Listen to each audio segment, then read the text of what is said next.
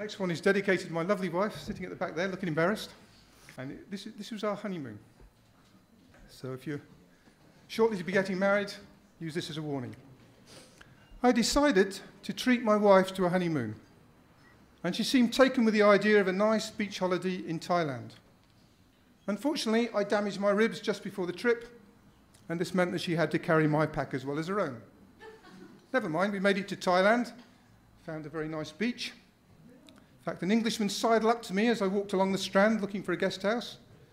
My wife was following behind, staggering a bit, as she carried our 2 large rucksacks all by herself. The Englishman nodded towards my heavily burdened spouse and said, "What's your secret, mate?"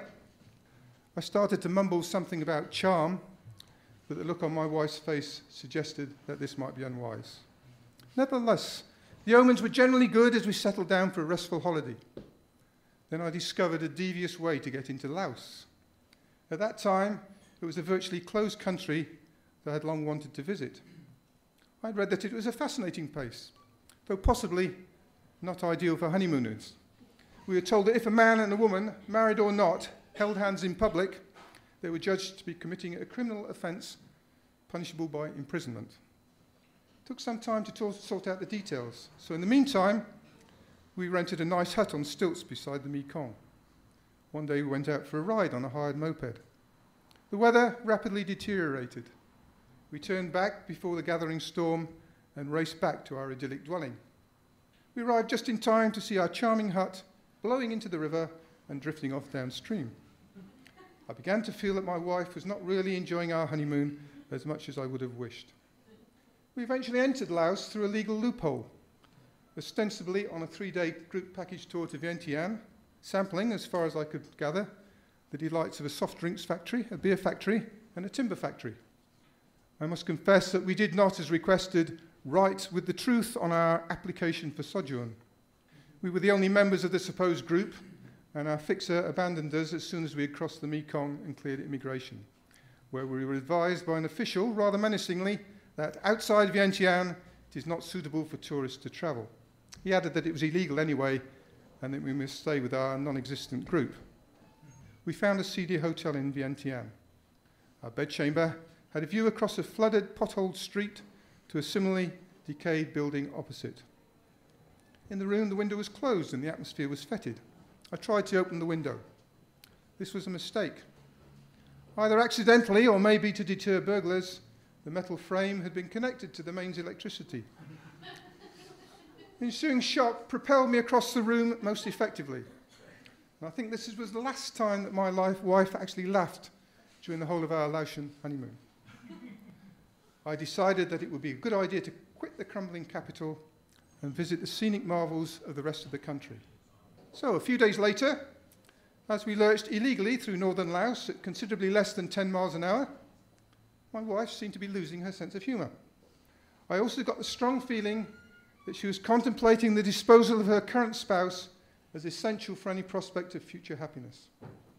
I was sitting on a dirty sack of badly packed coconuts, rapidly realising that an AK-47 rifle does not make an ideal backrest.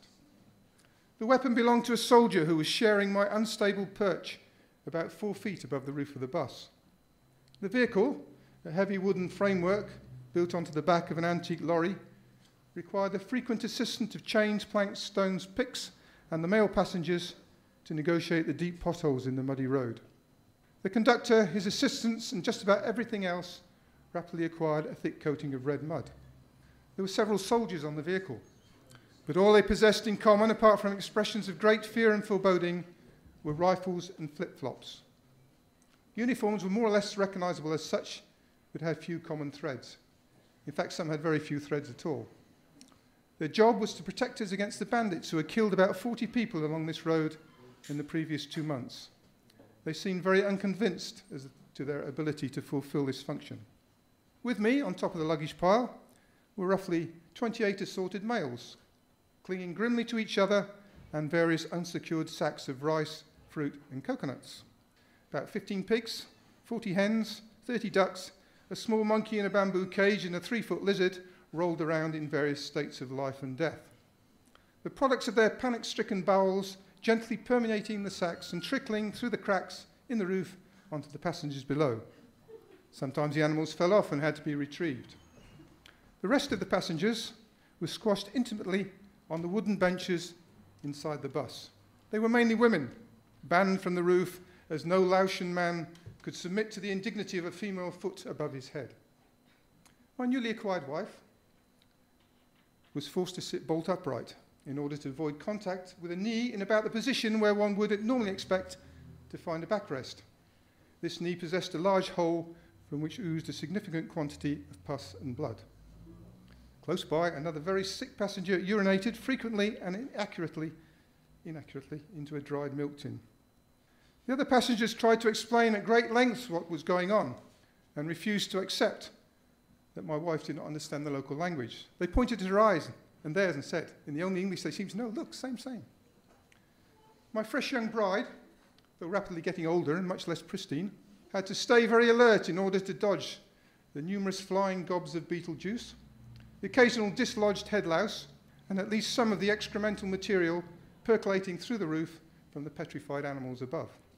2 dead rats were suspended at the front of the bus for some future meal, but for the time being, we're providing a banquet for a large collection of extravagantly sized flies. Dead fish hanging in the glassless windows gently slapped the ears of the inmates, and live bats, purchased en route, provided quite effective fan substitutes with their flapping wings. My wife watched the head lice traversing the hair of the lady in front and planned exquisite revenge on her husband. At the end of the journey, it took me some time to re-establish contact with my companion. It seemed that her experiences had made her reluctant to talk. I thought that maybe she did not wish to reduce the experience by having to express it in words. Perhaps she wished for silence in order to save the memories. Her view had been obscured by the fish in the window space, but she still did not seem to appreciate my descriptions of the fantastic scenery through which we had passed. Later, I found out that her taciturnity was due to being afraid that she lacked the exact vocabulary required to adequately describe the sort of man who would submit his new bride to such an ordeal, after having initially proposed a nice holiday on a quiet beach in a safe part of Thailand. Later still, I discovered that her vocabulary was in fact entirely competent and impressively extensive, though personally I would have preferred a little less volume and fewer adjectives. I must admit in her defense that we did not meet any other honeymooners in Laos, and as far as I know, we have not yet succeeded in starting a trend.